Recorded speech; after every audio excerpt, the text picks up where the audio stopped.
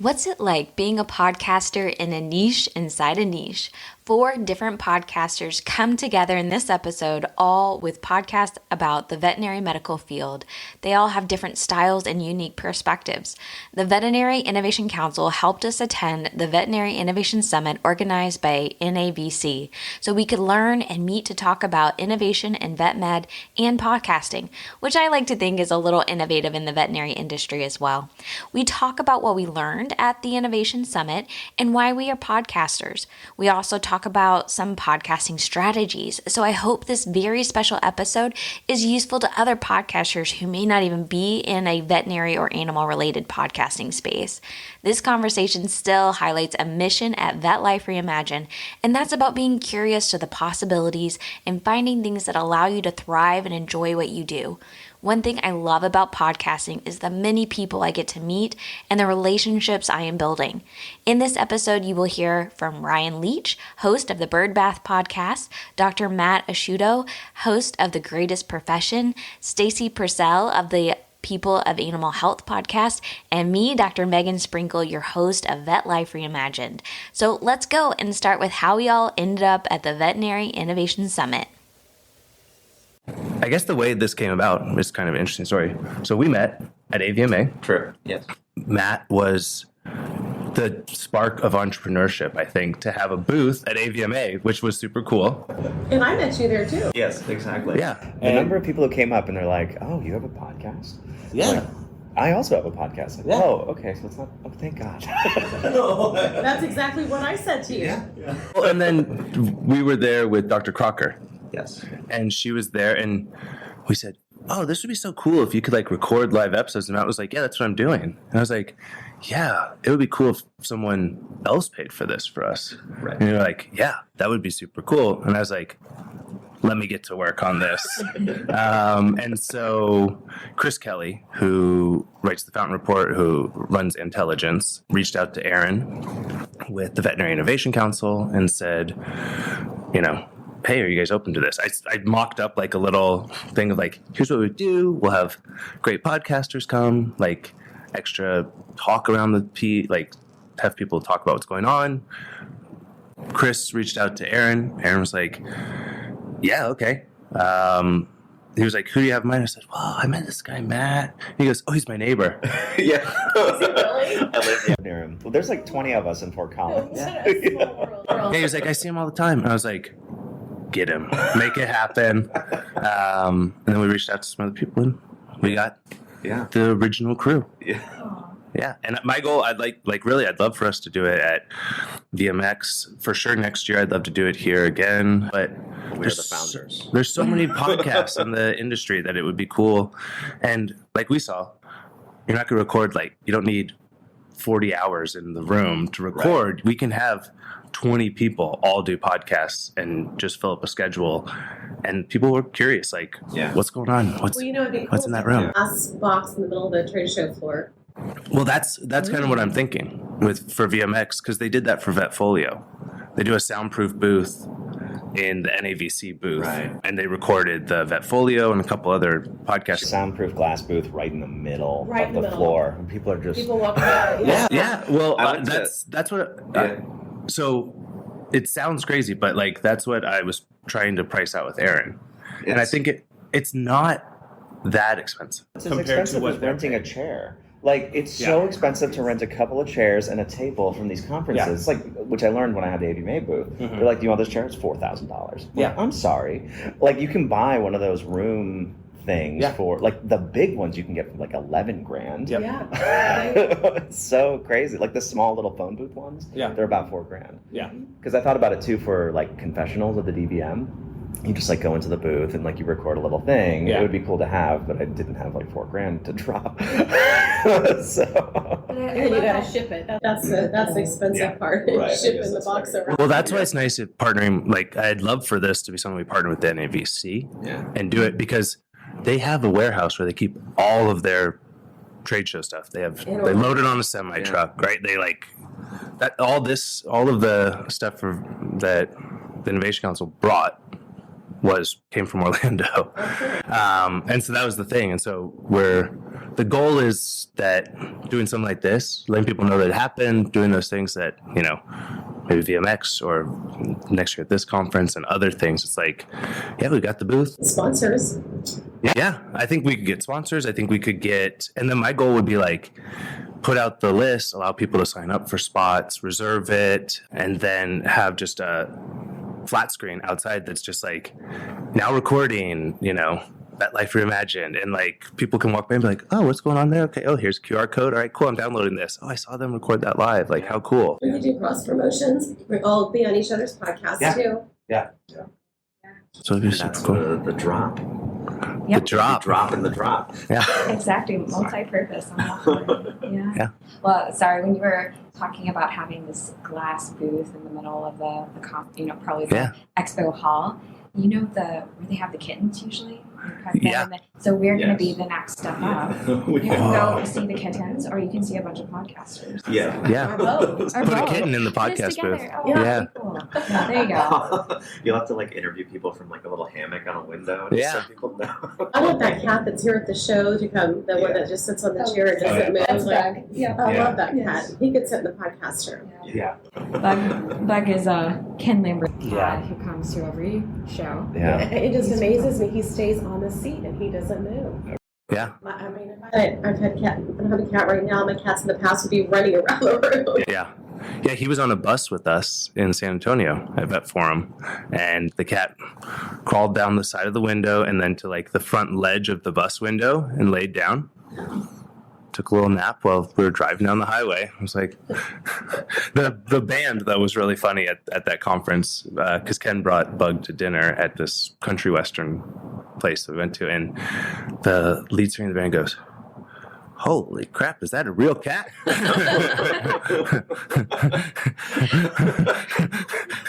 I don't want to get Ken in trouble, but at the Veterinary Innovation Summit 2 years ago when it was in Kansas City, there's a very cool venue here locally called Bar K, and it is a half bar, half dog. I've been there. Yeah, it's yeah. awesome. But it's dog. And so Bug came to the little reception that was there, which cats apparently are not allowed, which when is that stopped? But Right.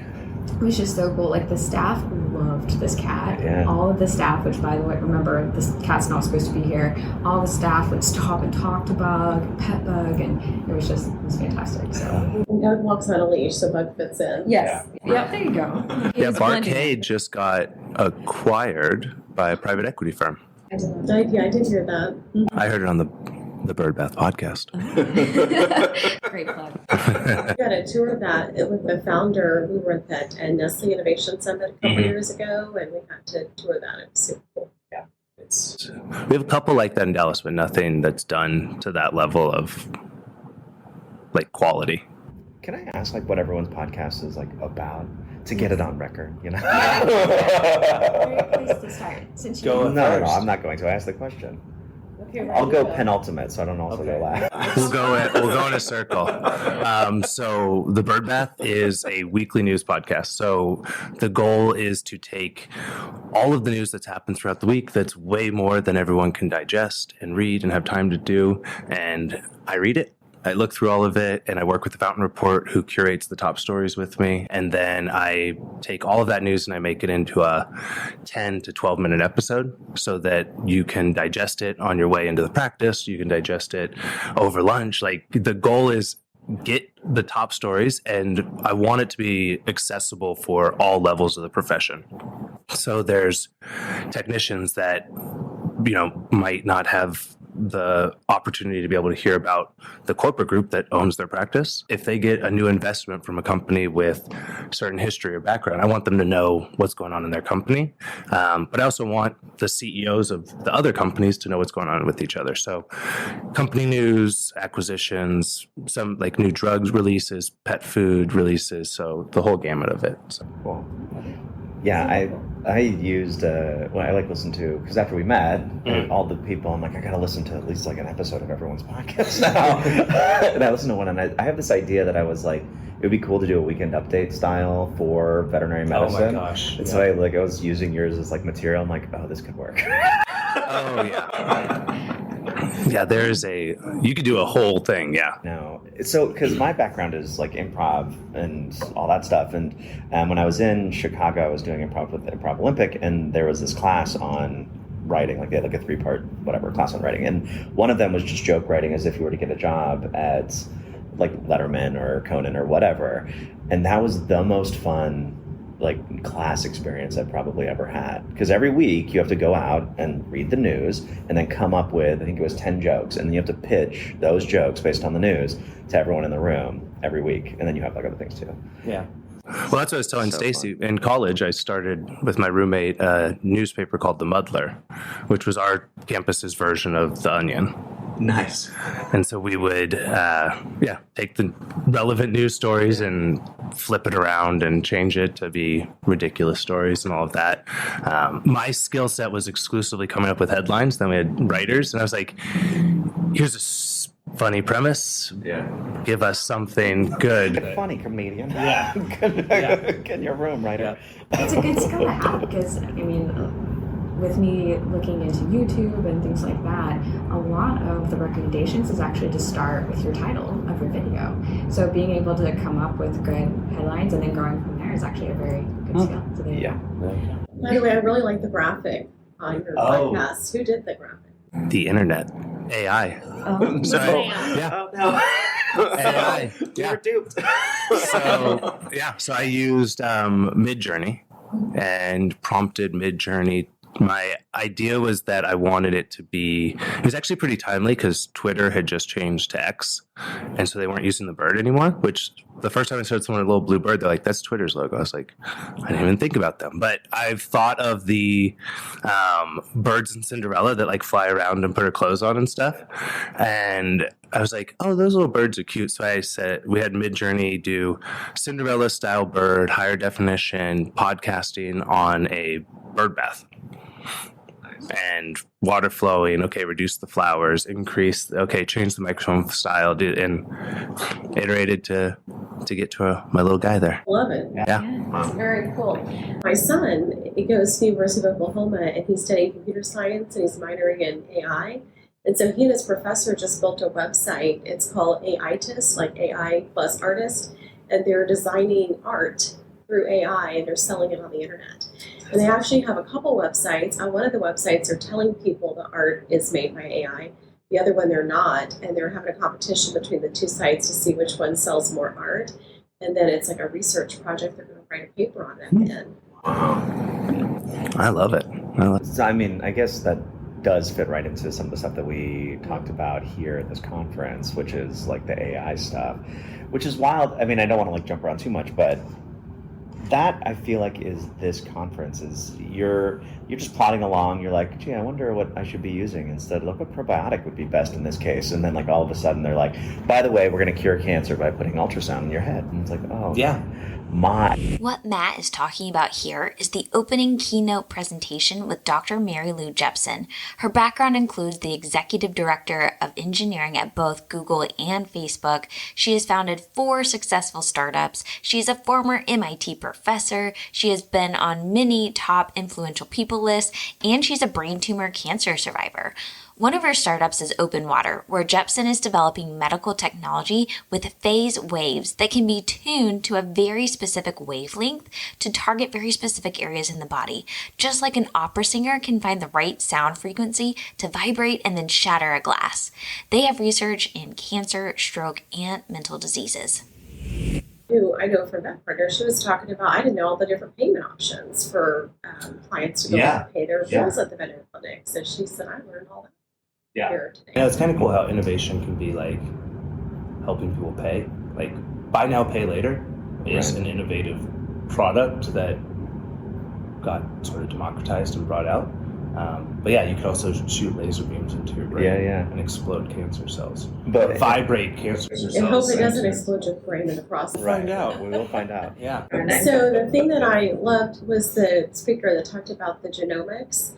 But it was a little bit like Pandora's box. It was like, okay, what happens if we do all, he's talking about, I built a company to create viruses. And he's like, you can take a laptop and create a virus in 8 hours. I mean, like school children could create these viruses. It's like, maybe we shouldn't be doing that. Yeah. I do think that the interesting thing about this conference is that basically the premise is that a lot of this stuff is coming one way or the other. Whether we're involved in that process is kind of up to us. So we can say like, oh, we don't want AI or random viruses to like influence our life moving forward. But the fact of the matter is that those things are happening. So how do we want to play a responsible role? Yeah, that's true. So Stacy, I said what the bird bath is. Yeah. And then Matt just, That's right. He goes in a whole different world. But what's your podcast all about? Yeah, so the People of Animal Health podcast is about the people of animal health and veterinary medicine. So what inspired me to start that podcast is as an executive recruiter with the Vet Recruiter, over the last 27 years, I have interviewed thousands of professionals across the animal health industry, and I've heard the most fascinating stories, a lot about entrepreneurs. So I interviewed the person who started the Marielle company that was sold to BI, but all these people that started these companies that are now big companies. And like yesterday, I interviewed Catherine Haskins, and she told the story about how she got into the animal health industry. And it's an interesting story, so you'll have to listen to that whole podcast when it comes out in a couple of weeks. But, I get asked all the time from my candidates, well, how do you get from an entry-level job to being the CEO of Lanco or whatever? And so I have people tell their stories about how they got into the industry and how they got from point A to B to C. And it's very inspiring just to hear about people's successes and the habits that they do on a daily basis that cause them to have great success. Do you have a time frame that you keep them in, or do you just take the story and run with it at however? We take the story and run with it. So the shortest, I think, has been around 20, 25 minutes, and the longest was over an hour. So we try to keep around 45 minutes. So one with Catherine yesterday was about half an hour. So we try not to go over 45. But sometimes the stories are so interesting, they end up going over an hour. We had that with our old podcast with Consolidate That when we had Sean McVeigh who was on the founding team of Pathway, and we ended up splitting it into a 2-part episode because we're like an hour and a half in, and we would try to keep those episodes around 25 to 30 minutes. We're like, all right, we're going deep, we're going in. So we split that. Yeah, because he was just. You start one story and then you're miles down the road into the details, and you're like, all right. But is that podcast still running? So we stopped Consolidate That. So Dr. Ivan Zach and I, who did Consolidate That, Ivan just is launching a new podcast called The Bark Side with Dr. Polly from Australia, Gerardo Polly. And so they're doing that. But yeah, Ivan and I worked together for a long time. And then we finished one of our episodes. And after recording, we both stayed on to debrief. And both of us at pretty much the same time were like, I think we've done it. We've talked about everything that we want to cover in this topic. And we were both like, yeah. And I was like, all right, cool. We have 3 more people scheduled. So, and then after that, we'll both do our own ones and, support each other and all that. So, and then Ivan still does the Veterinary Innovation podcast with Sean Wilkie. So, did you do an ending? Yeah, we did. Cool. We did it was kind of fun. So we did a thank you episode. It was maybe 8-10 minutes, and we talked about 2 or 3 of our favorite episodes and highlighted those. I still go back and use the episodes that we have, because we talked about operational efficiency, really minute details within veterinary medicine, how to operate veterinary practices and businesses. So I use some of those of hey, if you want to understand how to do quarterly planning, we did a whole episode on that. So it's still a good database resource. Cool. But a goodbye episode was fun. Yeah. Because you just think of podcasts as they just prattle on forever into the ether. Because many of them that are not serialized or, in these seasons, I don't know. You just talk to people ad nauseum until you die. So, at some point, do you just stop, or how do you do a goodbye? That's cool. It was cool because it was nice that we both felt hey, I think because we were covering our view of consolidation in the veterinary industry, and at that time, and as it currently is, it's starting to change a little bit. But private equity was slowing down its investment. There were fewer investments happening. Fewer people were consolidating practices at the time, and we just sort of is there a need for a podcast talking about an industry that's currently stalled and that both of us weren't heavily actively participating in it anymore. So we so it was a nice it was nice to both be like, okay, yeah, this is good. So Cool. Yeah. Well, that makes sense. Yeah. Well, Megan, tell us about your podcast. Oh, thank you. So I started Vet Life Reimagined a year and a half ago, and it's a weekly podcast episode. It was inspired by a lot of people reaching out to me and asking me about my personal career journey, because I entered industry pretty early on, and so it was kind of in the height of the pandemic when I think burnout was especially high. And so when I would chat with these individuals, I realized they really had a narrow view of what they could do as veterinary professionals. And so each episode is talking with an individual in the profession about their career journeys and also what they're passionate about within our space. And so it's really to highlight the possibilities of vet med, which are completely endless. It's fantastic, which is also a good theme for this summit as well, as Veterinary Innovation Summit is really opening up the possibilities in the profession. Rename this summit to Vet Life Reimagined. I mean, like, you could just sponsor it. Well, it's kind of cool. You're catching a lot of people in the middle of their journey of what Stacy's catching them as they're continuing that next step of their journey, right? Mm-hmm. Yeah, because mine is not so much focused on entry-level people, but a lot of it's entrepreneurs. Some are veterinarians, some are not. Had the board of director members from Zoetis, people that start technology companies, and Julia Stefanis was on there. She started Summit Vet Farm and was a big part of Argenta, and just some really cool stories. We were talking about ending podcasts and things like that. A lot of what all of us do, I personally think, are evergreen content.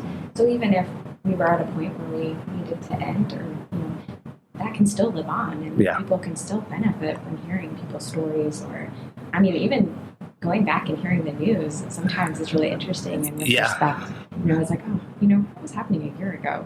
It is funny. Sometimes people will be like, oh, I just listened to your episode about this funding round. I was like, that was in like early September. I was like, I've completely moved on in my brain. And they're like, yeah, I was listening to that episode. I was like, all right, cool. It's still relevant. It's still something that happened. But yeah, it is cool. And then you do YouTube. Yes. So you do like all the platforms. I do. So even first starting out, I, of course, did a lot of research ready to do this, and of course, an avid podcast listener as well. And so while there's mixed opinions, I thought, hey, why not start and do it all? So I do a video and audio podcast. So the video goes out on YouTube, which is great. It has a little bit more of a search feature to it to help me out a little bit. But then, I use a hosting platform that it also gets out on all audio platforms. Do you find that most of your listeners are coming to you still through traditional podcast platforms, or are they coming YouTube? Yeah, so actually I think they are different audiences. So the people who want to listen or watch on YouTube might be a slightly different audience than the people who are listening on audio. And I'm hoping maybe that it will reach audiences of all ages as well. So, one of my personal beliefs is if we can let people know, younger and younger, all the possibilities that are in this profession, I think we set them up for being more curious and open to different opportunities and interest in getting into the profession. So I think it is potentially maybe a younger audience that may find it on YouTube first. Podcast in general is a long game. It is not something like you are going to be a huge influencer overnight by starting a podcast. And similarly with this niche and this style, I'm not going to be this huge YouTube sensation. But the YouTube you never know. Maybe. At least not right out of the gate, let's say that. But all subscribes help, so please. Yes, so it took a lot longer for the YouTube channel to kind of get some momentum. But now it's doing a lot better. So I'm seeing some good gradual, actually even a little bit faster maybe than audio. So again, thank you. That search feature I think may help. Yeah. And then do you do like all the reels and the minisodes and all that stuff? I tried and try, but I start to max out on time and capacity. The video podcast is really the most time consuming because I don't just put out the video content. I actually go through and put B-roll on top of it so it's engaging, flip views and screen. What I am capable of doing. So I try to make it really engaging visually as well. And so that's really what starts to take up a lot of time. So what do you mean about like how? Like what do you insert? Yeah, so I am an active Canva user. So I use Canva to... She's using it right now. You can't see her. Yeah, probably. It's probably on in the background. It may be up, I don't know. But so Canva is my canvas. And I start with the right, size frame, and I use little video clips, or especially like, for example, the last episode that went out as we're recording this was Andy Rourke, and he's great. He has content all over the place that I can pull from and use as B-roll. So I do a lot of digging on my guests on top of it, especially if they are bigger with content available. So I may pull pictures of the guests, just kind of illustrate some of what we're talking about. I will make them from scratch, even if it's just words kind of moving on the screen, just to, again, engage your eyes. The video is a whole other level. It is. Yeah. I mean, especially that way, that's a lot of work. Yeah. Because when I'm doing it, I'm not. I just edit it. Well, right now I'm paying a person, which I don't know, whatever. But I put it all into Adobe, and then I edit out like the video, condense it together, and I just export the audio file. And so those things are the same. So like I also have it on YouTube, which is like, this is why I asked, because there's like 7 views on YouTube. I'm like, why am I wasting my time? but yeah, but that sounds like a lot more effort than what I'm doing. But I had the same feelings too when I first started. Like each video might get like 7 views or something like that, and it's really discouraging, early on, because it is so much work. Yeah, that's awesome. That was one of my goals of finding a news partner when I started mine, because I was like, okay, I could probably scrape the news together, but I was like, my big thing was I'm looking for a distribution channel primarily, and because it's consistency is the hardest thing, especially when you go, all right, let me check my numbers. Okay, 6, right? And I listened to it 3 times. All right, and you're like, all right, well, back to it, post it back out there, and it is tough. But I don't remember what the number is. What is it like? It's a staggering number of podcasts that last less than 10 episodes. Yeah, I thought it was 95% make it past, or don't make it to 20. Yeah, that's what something like that. Yeah, it's something that's why I didn't market it until after I waited until after I had 20 episodes before I did the booth, before I marketed it really in any way other than just like, hey guys, friends of mine, like, will you please listen to this? Yeah. Because I wanted to make sure I was going to keep doing it. Yeah. Yeah, it's wild. So how many have you done now? In terms of what are released, I think it's 26, 27, something like that. There's a lot more that are recorded, but I'm not doing it weekly. I am doing I do an interview and then a meanderings episode, which is like a reflection on the interview. And so I have all these like banked interviews. Right now, the one that I recorded last will probably be like February. So, and this is October or something. Yeah. That's nice. Yeah. It is nice, but I'm like, it is nice, but I create a lot of the promo material like later, and so now I'm like going back and I'm listening to the episodes, which I guess is okay, but it's like in terms of a time perspective, because mine are long. Mine are like an hour to an hour and a half. Yeah. Well, the Greatest Professional Podcast. Yeah. What is the podcast, and what are you talking about? Right. Like that's the question. The podcast is called The Greatest Profession, and it is these are long form conversations about the human being behind the professional. I feel like a lot of times when we get in these discussions, it's a lot of like, who are you? I'm a veterinarian, and that's where it kind of stops. And there's so much intertwined that it's really difficult to like completely extricate, veterinarian from human. But there's so much more to like what we're going through, and I think that. Anyway, so the podcast is highlighting that. My whole philosophy there is that it's like, if you're going through something like, some sort of like, I don't want to do this anymore, you can look at other people and be like, oh, well, they also felt very similar. Like, I feel seen. Like, even this academic dean has felt this before, now it puts us all a little bit more on a level playing field. Truly, the purpose is to like highlight people and say like, hey, look, you're human beings. Let's have some fun. Let's enjoy this a little bit. Yeah. But anyway, so they're long form conversations, but they last about, I mean, truly what happens, and maybe this is a process thing, but you're talking to someone, a lot of times I don't know this person, right? So in 45 minutes, I can't really get to like that core thing. But once there's something that happens in that 40 to 50 minute period where just all of a sudden now you're talking about something that's like really new, like dear to them. And you get into some really interesting places. So that's why, because I've thought about, let's decrease it to half an hour, let's decrease it to 45 minutes, but I just like, that's where I could start there, I guess. Yeah, that should be your podcast, like the 46th minute. Yeah, that's like, funny. Yeah. We've been talking for an hour now, but now we're into I have thought about, I mean, that's something that very recently I've been like, well, what if I just summarized this first 45 minutes and just threw in little clips of what it was, and then all of a sudden you drop in, because now you have a less than an hour podcast. So there's one of my favorite podcasts, and it's not vet related, nor is it family friendly at all times, but it's Rick Glassman's Take Your Shoes Off podcast, and he's a comedian, a stand-up comedian, and it is, I tried to get my wife to listen to it with me, and she was like, I feel like I'm having a seizure, because it's like all over the place, and he does, YouTube is his primary tool, and he has a illustrator that like, he'll be like, yeah, and then there's a bird just flying over Matt's head, and then they'll like illustrate a bird flying over his head, and he's like, I pooped on my shoulder, and then it's like, and it's right. But he has guests on that are usually like not people he's met, or some of our friends, some are people he hasn't met before.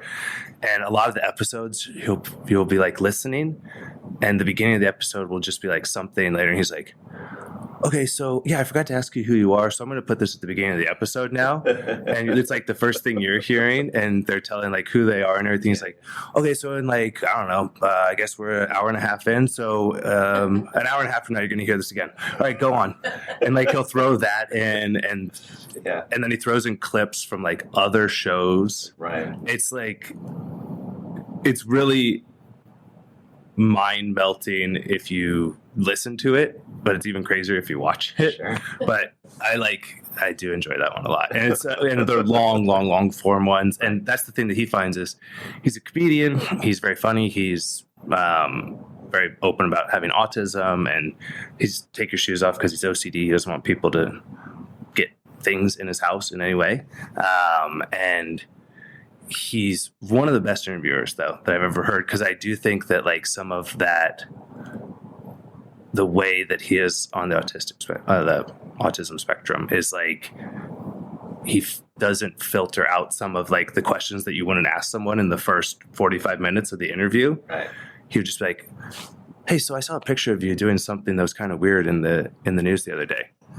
And normally an interview would be like, could you tell me more about your recent activities in Kansas City? He'd be like, I saw a picture of you drunk in the bar in Kansas City hanging off a lampshade. And they're like, okay, yeah, I guess we could talk about that. So, Megan, how many have you done podcasts? Over 85 episodes. So Yeah, When did you start it?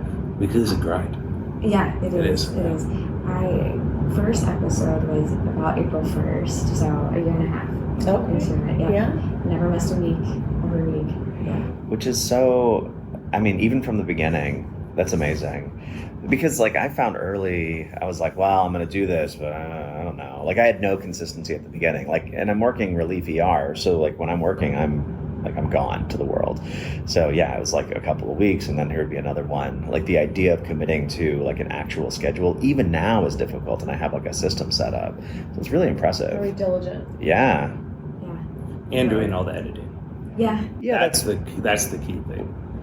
I mean, I get up super early, and I get it done. But I mean, I'm working full time too. Yeah. I'm the primary breadwinner of the house. I've got an entrepreneur husband who is self-employed, so I do stuff for him too. Where like as soon as I get back home on Thursday, I sleep, and then I get in the car the next morning to drive down to a show in Orlando. So, I try to take that opportunity in cars to either, at least I work virtually, right? So I'm either taking work calls, or if it's not a work day, editing all the way down. Yeah. You live in Orlando? No, I live in Savannah, Georgia, but Orlando is only 4 hours away, which is slightly dangerous, but nice. Depending on how big of a Disney fan you are. So, yeah. My daughter lives in Orlando. She works for that ABC. Oh, Yeah. oh yeah. I think I knew that. I think I remember that. Yeah, it's doing a weekly one though. Yeah, it is a grind, and I mean, especially for how you're doing it too. I mean, that's my thing. I record every Monday afternoon to have an episode out every Tuesday morning. But Fast turnaround. Yeah. well, the lucky thing that we have, and a lot. I mean, all of the credit. I just talk, which is my skill set. But our producer that I have, who does the editing and producing, is a team that I've worked with for a long time out of Ukraine. So the wonderful thing that happens for us is I record in the afternoon on Monday. I send them the files. They're asleep. They wake up first thing Tuesday morning. We're still asleep. And they edit it. They have all day Tuesday to edit the episode, and then they can release it Tuesday morning. And we wake up and there's an episode that's completed. Oh, that's great. So it works really like Yeah. the time zone is a major factor there that makes life nice for us. And I try to do it in one clean take as much as possible, but sometimes it doesn't happen. Yeah. When you have a good editor that you have a good flow with, it's nice because you can just, there's times where I'll have like a 2-minute break in there where I'm like, oh, I need to look up how to say this company's name or this person's name. I'm like, hold on. They can hear me typing. It's like, okay. And then I'll say the name correctly like 3 or 4 times in case I mispronounce it in the story. And then I'll just say, hey, grab one of the clean names and insert it. Oh, nice. What did they use to edit? A computer. I don't know. A black box of magic. I'm not sure what they use. I don't get into the sausage making. So, Which seems wise, because like right now I'm having the person, so Fina is somebody that I found online. She lives in, I want to say Sweden, and she sends me Adobe files now because like it's been really difficult I would get back these like very clean episodes, which is great and exactly what she should be doing for basically anything that isn't my podcast. And like, but my podcast is like, hey, we're human beings, and I want to make sure that like it is obvious that we had to think, or that we stumbled a little bit. You know, I'm not so polished up and clean. This is a mistake, and that's okay. So that type of thing. So right now we're in the phase of it's like the learning phase almost, where so she'll send me something, I'll put in markers of like this is kind of roughly what I would cut out, and then I'll send it back, which is difficult. Yeah, it takes like Bogdan and Nasty. I've learned if I laugh at a stupid joke that I made, they'll know if it's like me just laughing and like keep it in to like continue the joke, or if it's like I really made myself laugh a lot on that one, so cut it out. And they do a full complete trust in everything that they do, which is nice. So like Nastya made had the intro music made, and then I recorded the first episode when we were doing just sort of the thing, and she sent it over to me, and she was the one that came up with the idea of putting in sort of the bird flutter sounds between each story as a delineation between each topic. And I was like, yeah, you're so much better at this than I am. So like, yeah, I mean, it's awesome to have like someone that you can really, really trust. And then we use Transistor FM to publish everything. So they go on Transistor, which I love because you get a website with it as well. So you don't have to build something if you're not pulling a lot of additional content from it, but they push that, and then they send us the clean audio file as well, and get all the analytics, and it publishes to more podcast platforms than I knew existed. Yeah, there's a lot. There are so many, but I have been scared to do video. So is your goal to like hire somebody out at some point, or? That would be great. Because part of it, right, is like this. We need sponsors. That's what we're talking about. Let's get you sponsors. Yep. I am fully open to sponsors now. Yeah. Because the whole thing is really difficult. I mean, and we were talking a little bit about this yesterday. It's like there's so many reasons not to do it. You find out very quickly. all consuming, and like something has to kind of keep you going. There's like, for whatever reason, you love it. So, I mean, how much of that is the work and how much of that is like just the interviewing? And so then what are you really willing to delegate? Which is not a way to ask a question, but but like, is there parts of it where it's like, yeah, it's a lot of work, but I really love doing it, so I'm going to keep doing it? Or would you rather offload everything? I also know the value and partner with people who do things better than you do. Mm-hmm. And when your ultimate goal is bringing value to your listeners, then that's when you make the decision of, you know, there's somebody out there who can do this a lot faster and a lot better than I can, and so you delegate. And so I actually help lead another podcast it's a corporate podcast for where I work. And I mean, right out of the gate when they brought me on and say, you know, we've been thinking about this, we just haven't had to go get it started. I said, okay, well, number one rule is you will get an editor, because can I? Yes, but it's going to take me a lot longer and probably really more expensive than if you hire an editor out to do it. Yeah. And so some of that is understanding, you know, your time is really valuable. So, I mean, my husband probably doesn't love that I spend a lot of time editing, but I get up super early when he's asleep. So most of the time he doesn't even know. Yeah, I think there's, when you don't have, you're not investing your time into editing, you can be doing that to do other things that still help the mission, right? It's just finding what you're best at and making sure that that's what you do with your time. Yeah. So what time do you get up? Goodness. So usually it's between 3 and 4 Eastern. You were going to say it. I knew it. You look like a 3 o'clocker. I saw Rob Dyrdek said, he was like, I've been trying to get up. Mark Wahlberg gets up at 4. He was like, I'm working myself to 4. And then he moved it to 3. And he was like, that's the middle of the night. Actually, I heard somebody else talk about this too, is, you know, finding your golden hour, and with your significant other, you kind of find, I was actually talking to Addie Reinhardt, and she gets to a point about 7 o'clock at night where her brain cannot work anymore. Yeah. Mm-hmm. So that kind of helps, you know, okay, I can't do work, but I can spend quality time with my significant other.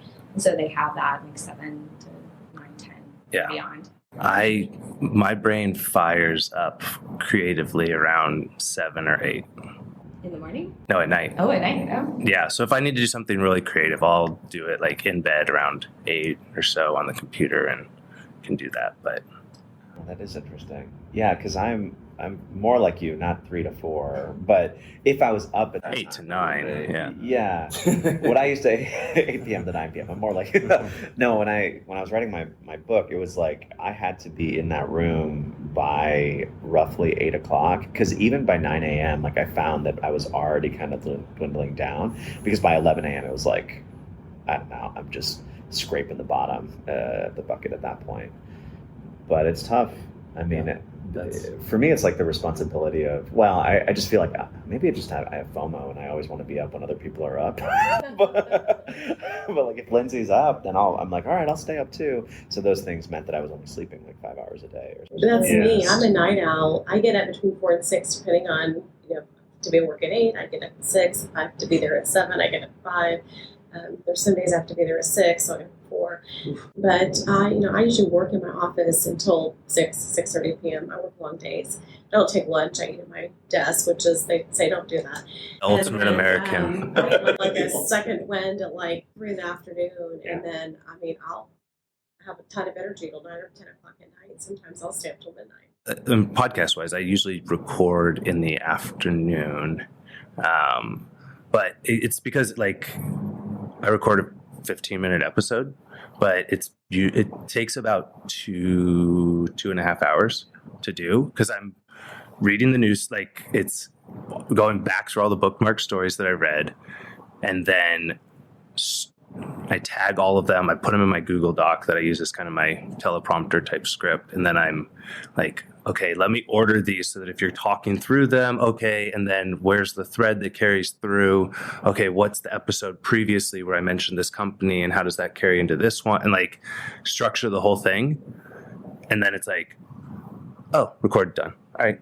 Recording was super quick and done, but it's like, it is a lot of those extra hours of the pre-work and everything too. But let's talk about sponsorship.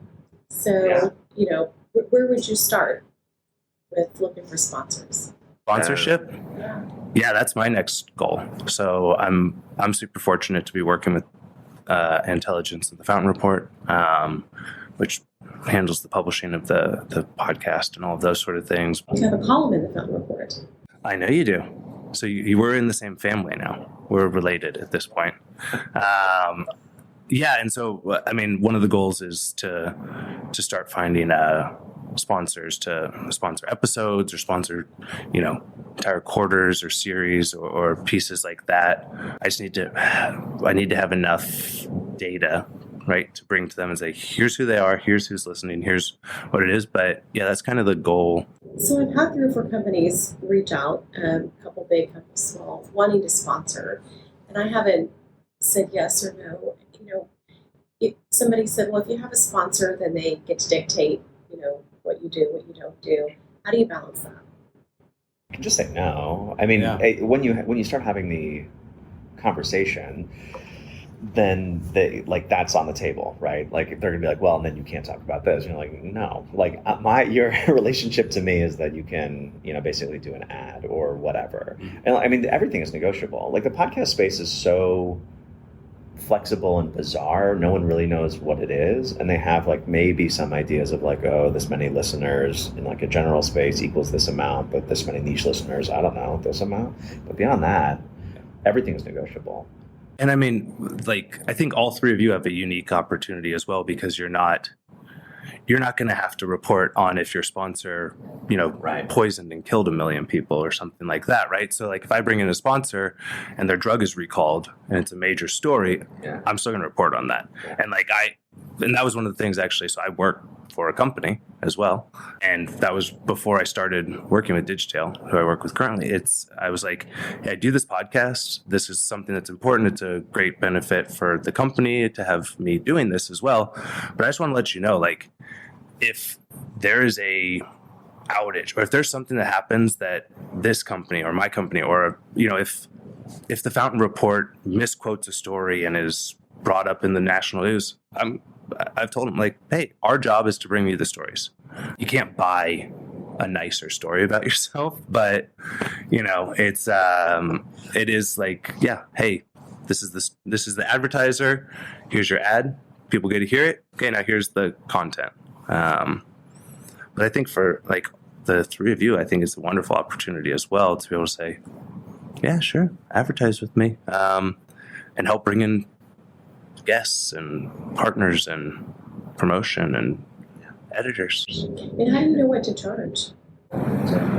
Just keep putting zeros until they say no. No, I don't know. That's like the relief ER trick, right? Like at the end of the day, it's, in my opinion, what your ask is mostly has to do with what you're willing to accept.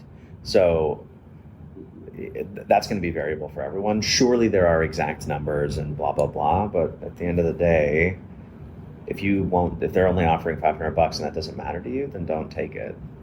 But if you're like, I would do it for, $50,000 and they won't give it, okay, then that's okay too.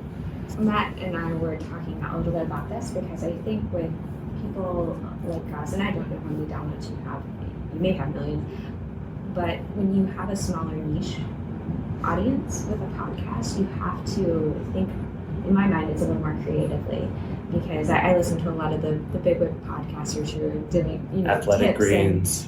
Right, and those, I really don't like those. They have nothing to do with what they're talking about. Yeah. But really, they'll talk about basing it on the number of downloads. But they have millions of downloads, and they'll put like a number to that, and it's like, oh my goodness, if that's what I charged, I would be getting pennies based on that stat.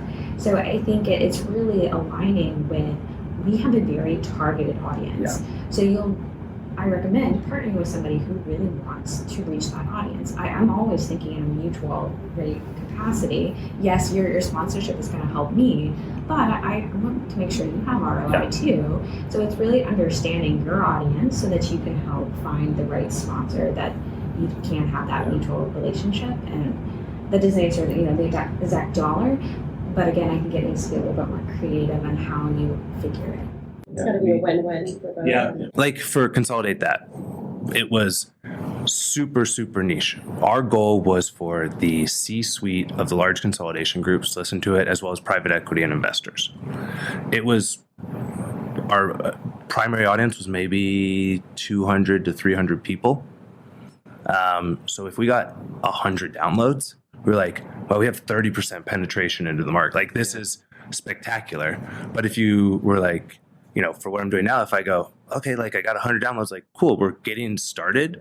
But yeah, I look at it the same way. I go, okay, the veterinary industry has this many people. That's the piece of the market. Okay, then you take out other things. And if you say, hey, I've got this penetration into the market by this many downloads versus, Joe Rogan saying, well, I get 80 million of the global downloads. You're like, okay, cool. So of 8 billion people, you get this percentage, but like we're looking at very specific and targeted audiences. So I do think each one of the podcasts has an opportunity to be really valuable for partners. And there's a difference between sponsorship, advertising, and partnership. And that's totally up to you as well. Like if you were to be a partner, then you're more potentially beholden to whatever it is that they want. But that's like you would enter into that because you have the same values and you want to do something together. Like when I'm thinking about, so the greatest profession is kind of it's the background noise to something else that I want to build. And that's something else I want to build. I want to do it with partners because I think it does behoove the product to do it that way. I don't necessarily think, like, I can't think of a great partnership for like the greatest profession. And so like, that's not what I'm seeking. If that makes sense. Yeah. But a sponsor or maybe, but it definitely adds, like, sure, why not? Yeah. I'll throw those in the middle. Yeah. And I think you need to account for that when you are working with a sponsor, that it's not just the podcast either. Because for me, I have a LinkedIn newsletter. I post on this platform and this platform. So all of those, pieces need to be incorporated into the value that you're offering. Yeah. So don't sell yourself short. If you're posting your episodes on LinkedIn or Facebook, understanding your reach there too is very important. Yeah, because that's like mine. We're looking at bringing in partners and sponsors that want to sponsor the Fountain Report or Pet Care Weekly or things like that can also participate in the bird bath and have that thread that carries through the entire experience for them. So that's. So do you do more than one sponsor, like in an episode? I have no sponsors yet. I don't think any of us have any sponsors yet, but I think the way we're hoping to go to monetization for it is to probably, because it's a 15-minute episode for me, I think it would be greedy to ask for people to listen to 3 minutes of ads to get 10 minutes of news, right? So I'm thinking we'll probably have 1 to 2 maximum 30-second or a 1-minute spot that brings in that ad read for somebody. And then we have the distribution channel of getting that ad out to our newsletter subscribers through the Fountain Report as well. So that's the other big piece. It's like that's where someone can find that consistent thread, right? They perhaps Nationwide is here, right? They sponsored a talk. Perhaps they sponsor a talk for you at a conference, and then they also sponsor your podcast. And it's like, hey, I've partnered with Nationwide for 2024 to help promote the content that I'm bringing to the industry. Like, I think that's kind of an interesting way, especially for someone that does a lot of speaking and does, engagements in universities and things too. Yeah. That's a great idea because companies sponsor a speaker to give one talk. Right. Mm-hmm. So, if you start thinking about your platform being similar to, a conference, which by the way, is evergreen. It's always available. Yeah. So over time, they really get this reach. Then you can maybe even think about it more of like sponsoring a talk if it's like sponsoring one episode. Yeah. I need to run. Great.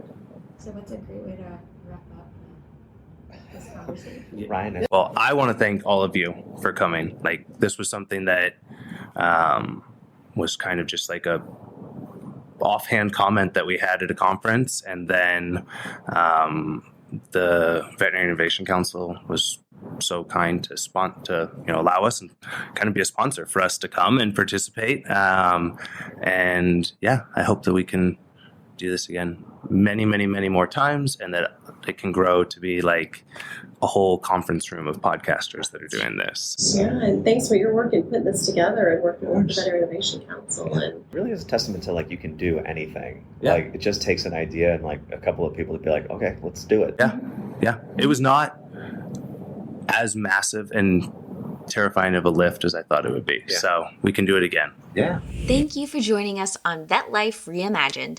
Please make sure that you click the follow button on your podcast app to avoid missing one of our weekly episodes. I have a lot of wonderful episodes coming. If you would like to support this podcast, there are a few other ways that are 100% free. Give it a 5-star rating and review, and then subscribe over on the Vet Life Reimagined YouTube channel. We appreciate you and all your support. Until next time.